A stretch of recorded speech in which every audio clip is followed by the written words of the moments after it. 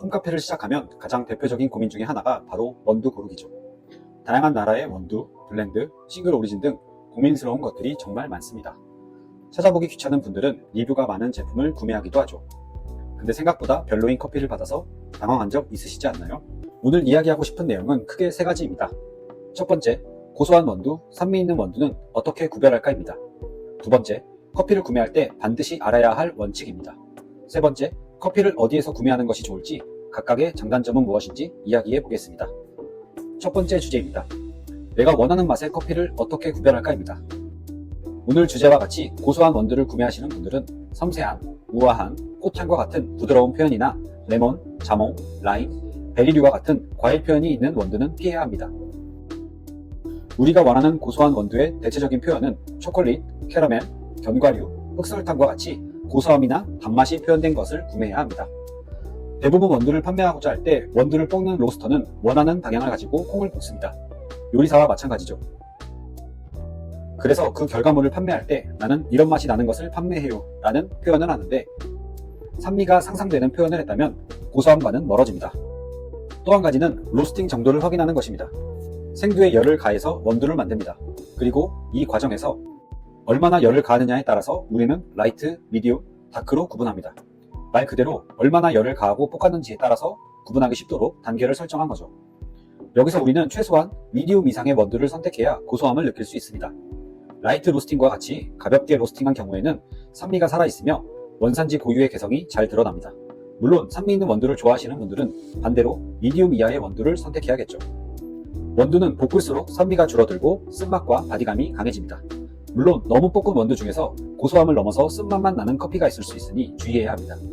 이런 커피는 보통 원두인지 원두 모양의 숯인지 싶을 정도로 까맣습니다. 바닐라 라떼나 카페 모카, 아포가토와 같이 시럽이나 소스 등을 활용하여 단맛과 함께 즐기시는 분이라면 오히려 다크 로스팅이 입에 맞을 수 있습니다. 스타벅스의 원두가 다크한 이유는 바로 시럽과 소스를 활용한 메뉴가 많기 때문입니다. 두 번째 주제입니다. 커피를 구매할 때 가장 중요한 원칙은 뭘까요? 당연히 재료가 신선해야 요리가 맛있는 것처럼 신선한 커피를 구매해야 합니다. 그런데 여기서 말하는 신선함은 정확히 무엇일까요? 커피는 생두에서 로스팅 과정을 겪는 순간부터 조금씩 향과 풍미가 사라지게 됩니다. 좋은 향과 풍미가 사라지면 당연히 맛도 점점 떨어지게 되겠죠. 이러한 과정이 우리가 흔히 말하는 커피가 오래됐다는 상태입니다. 물론 먹을 수는 있지만 맛없는 커피는 우리를 상당히 기분 나쁘게 합니다.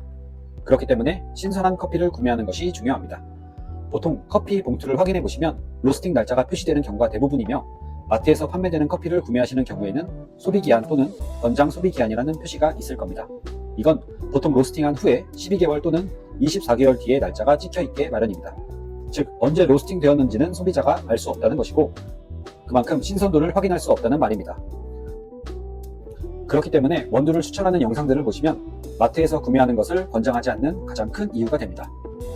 물론 신선하다고 무조건적으로 좋다는 이야기는 아닙니다. 커피는 로스팅을 하면 이산화탄소가 생성됩니다.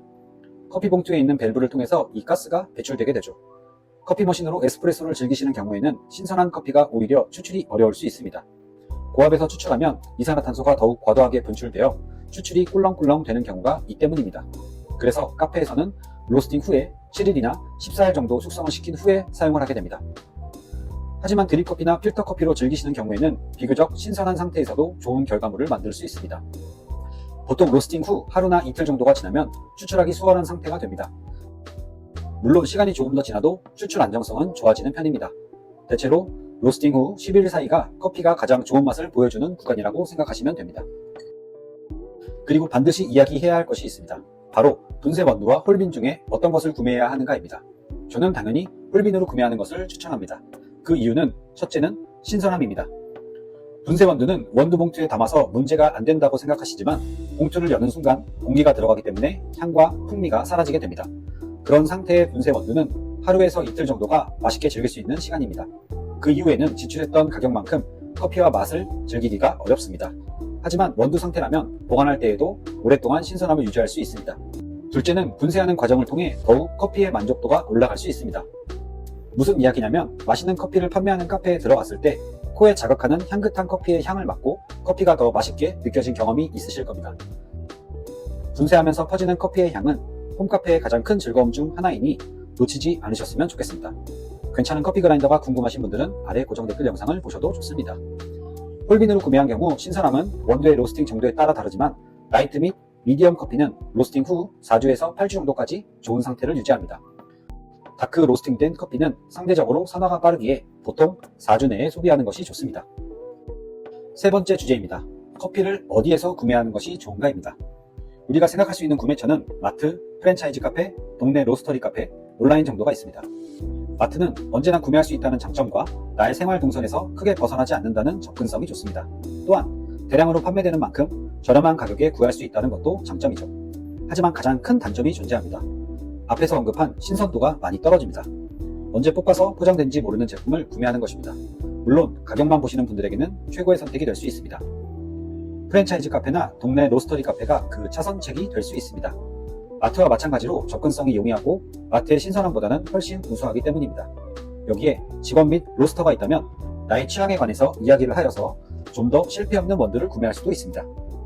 또 하나의 장점은 직접 판매하고 있는 커피의 맛을 경험할 수 있다는 것입니다. 바로 마셔보고 바로 사간다는 것이 카페의 가장 큰 장점이라고 보시면 됩니다. 마지막은 온라인으로 구매하는 방법입니다. 온라인의 가장 큰 장점은 전국구 로스터리 원두 구매가 가능하다는 것입니다. 유명한 로스터리 원두를 쉽게 구매할 수 있으며 선택지가 워낙 넓기 때문에 내가 원하는 가격대에 다양한 후보군을 넣을 수도 있습니다. 흔히 온라인으로 구매하게 되면 신선함이 떨어진다고 오해하시는 분들이 있습니다. 대부분 온라인으로 판매하는 원두들은 주문이 들어오면 로스팅이 진행되는 방식을 사용합니다. 그래서 오전에 주문했는데 다음날 도착하는 경우도 생깁니다. 미리 준비된 원두를 보내는 것이 아니라 바로 로스팅해서 포장하기 때문에 매우 신선한 원두를 경험할 수 있습니다. 이건 우리나라 택배사가 진짜 대단한 겁니다. 여기서 저만의 원두를 구매하는 꿀팁이 있습니다. 두 가지만 빠르게 이야기하고 마치겠습니다. 커피는 디테일한 정보가 있는 원두를 구매하자입니다. 디테일한 정보라 함은 농장, 생산자 조합, 특정 지역까지 표시되어 있는 원두를 말합니다. 정보를 많이 제공한다는 의미는 그만큼 품질에 자신이 있다는 뜻이기도 합니다. 와인을 생각해보면 단순히 이탈리아산이라고만 적혀있는 것과 나라, 품종, 지역, 농장까지 적혀있는 제품 중에 어느 것이 더 매력적이고 맛있을 것 같나요? 커피도 마찬가지입니다. 좋은 커피 농장에서 우리에게 전달되기까지 좋은 품질을 유지하기 위해서 다양한 관리 및 비용이 들 것입니다. 그리고 그러한 정보들을 소비자들에게 알려줌으로써 원두 품질의 자신감을 보여주죠. 이러한 이유로 좋은 커피라고 평가받는 원두들은 대체적으로 우리가 비싸다고 느낄 수 있습니다.